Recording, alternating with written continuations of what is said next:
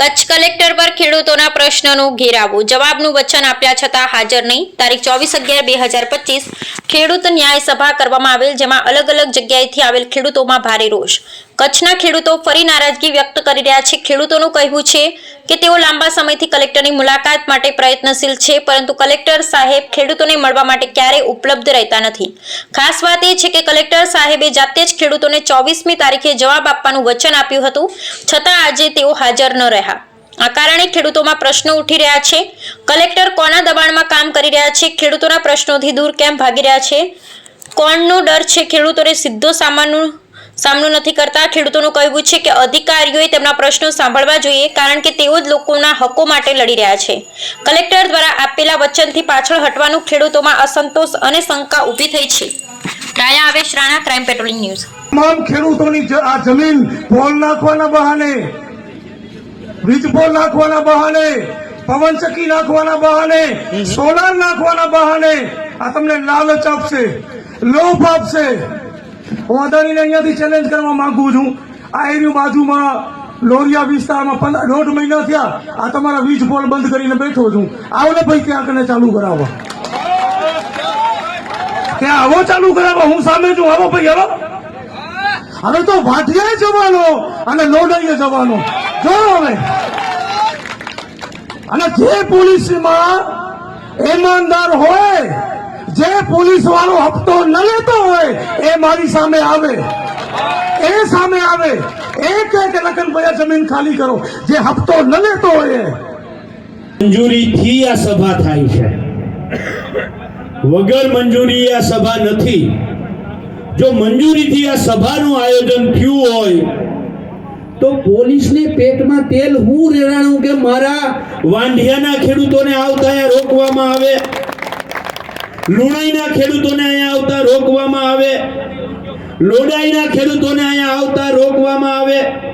અને એવી રીતે કચ્છમાંથી ગામે ગામથી જે ખેડૂતો આવવાના હતા આ ખેડૂતોને રોકવાનું કામ જે પોલીસે કર્યું. ખેડૂતો આગેવાનો અત્યારે સામખિયાળી પોલીસ સ્ટેશનની અંદર ડિટેન થઈને બેઠા છે.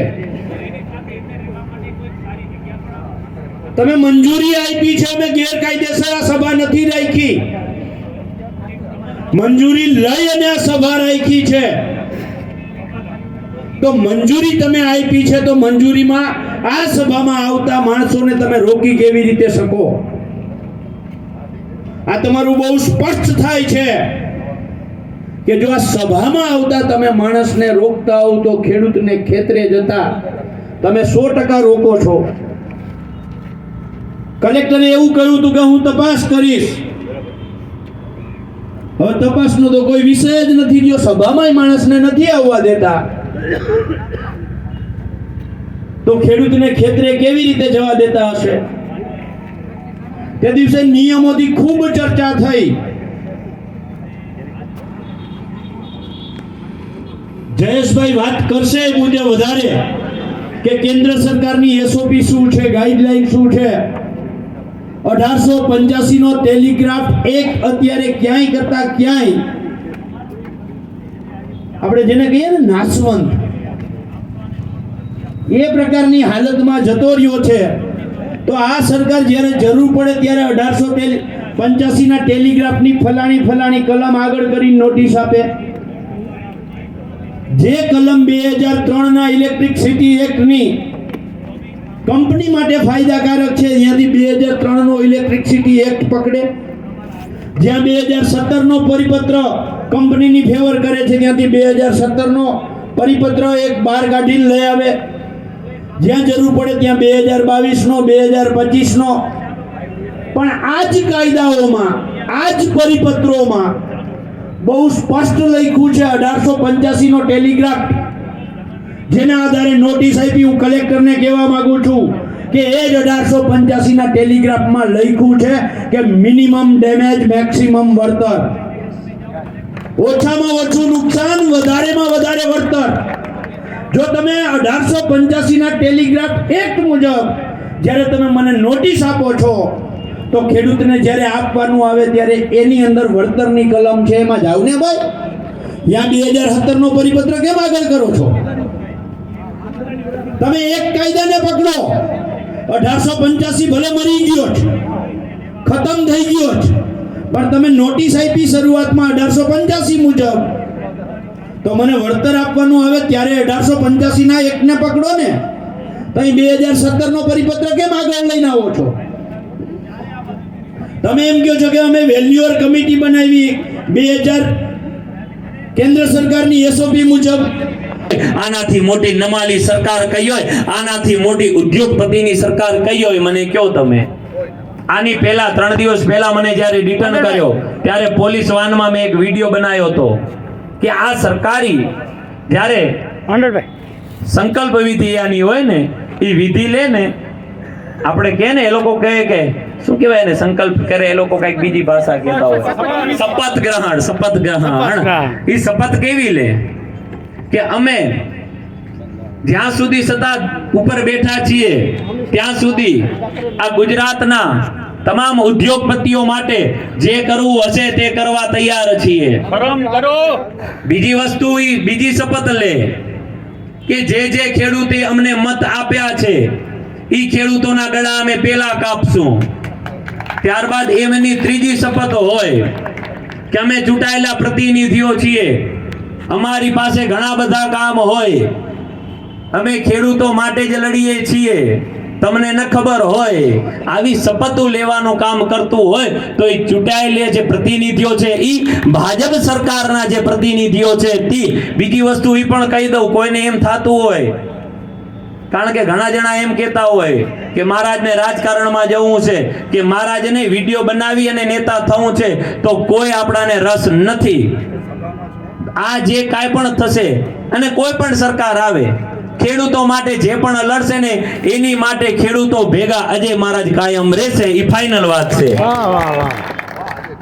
ચુનાવ કોઈ નથી લડવો, પણ ખેડૂતો માટે કાયમ લડવું છે. એ ફાઇનલ વાત નક્કી કરી છે. કારણ કે પોતાના ઉપર આવે ને ત્યારે આપણને ખ્યાલ આવે. આજે માલણભાઈ ઉપર આવી ત્યારે માલણભાઈને ખબર પડી, પણ એ ચૂંટાયેલા પ્રતિનિધિઓને હજી પણ ખબર પડી નથી, હજી પણ જાગૃત થયા નથી. એટલે હવે આ જે વેદના છે એકવાર આપણે માલણભાઈના મોઢે પણ સાંભળીએ. જય જવાન, જય જવાન, જય કિસાન. હું જ્યારે 2-3 વખત કલેક્ટર કચેરી કરી ગયો હતો ત્યારે એમણે એમ કીધું કે તમારો ન્યાય મળી જશે. અને પછી જ્યારે પોલીસ આ થયું તો પોલીસ એમ કે કલેક્ટર એમ કે મેં આપ્યો નથી પોલીસ પર્સન, અને પોલીસ પર્સન સહિત એ જ કલેક્ટર કરે, તો અમારે શું કરવાનું? તો અમારે એ જ કરવાનું કે પોલીસ પર્સન આગળ થઈને અમે કર્યું. તો આ જ વાત અમારે દુઃખ આવે કે પોલીસ પર્સન આમાં જ આપે, તો કે પોલીસ આપ્યો ને તો કલેક્ટર ખોટો કે સત્તા ખોટી. આ મારા માથે જો કે મારા ઉપર આજ મારા ઉપર પરાણે કામ કર્યું, મારે અમે ખેતર સત્તા પોલીસ ના આવે તો અમે કામ કરવા દેવા જ નથી. આજે મારી વેદના હતી, રેતે મારે વસવા પડે. આજે આજે કેટલી આપણી દુઃખની વાત કહેવાય. એક ખેડૂતને કલેક્ટર ઓફિસમાં જઈ રોવું પડે, ભુજ આવી અને રડવું પડે, ત્યાં સુધી સત્તાધીશોની આંખ નથી ખોલતી. ખેડૂતો હવે તો તમારી આંખ ખોલો, હવે તો જાગૃત થાવ. તમે હવે શું કરવાનું છે? ખેડૂતોના આંસુ પાડવાના છે કે આ સત્તાધીશોને રોવડાવવાના છે? સત્તાધીશોને ફાઇનલ. આપણે એક શપથવિધિ ગ્રહણ કરશું. ફાઇનલ. પ્રચાર કોઈનો નહીં કરું વિકેભાઈ, પણ જેનાથી તકલીફ છે એનો વિરોધ 100% હું કરીશ. કરવો છે ફાઇનલ? શપથ ગ્રહણ કરવી છે? ઈચ્છાથી કરવી હોય તો આપણે કોઈને પરાણે હમ દેવાના થતા નથી.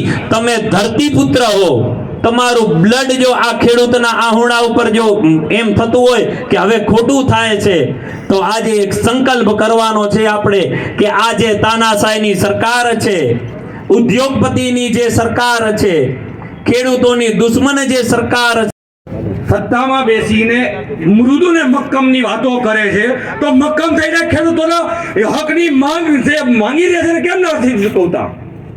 ખેડૂતો એમ કહે છે કે અમને પૂરું વળતર ચૂકવતા નથી, તો વળતર ચૂકવો. એમ કહે છે કે અમને ભાડું આપો, તો ભાડું શા માટે નથી આપતા? અદાણીનું જ આ કચ્છ છે કે અદાણી સ્થાન બનાવવાની શરૂઆત થઈ છે. આપણે જાજી વાત નહીં કરું, બહુ ટૂંકીને ટચ, લડેંગે और जीतेंगे. સહમત છો? ફરીથી કહું, સહમત છો ને? તો એકવાર જોરદાર બુલંદ સાથે મારી વાત પૂરી કરીશ. લડેંગે જીતેંગે લડેંગે જીતેંગે જય જવાન જય કિસાન. ખૂબ ખૂબ આભાર પ્રવીણભાઈ.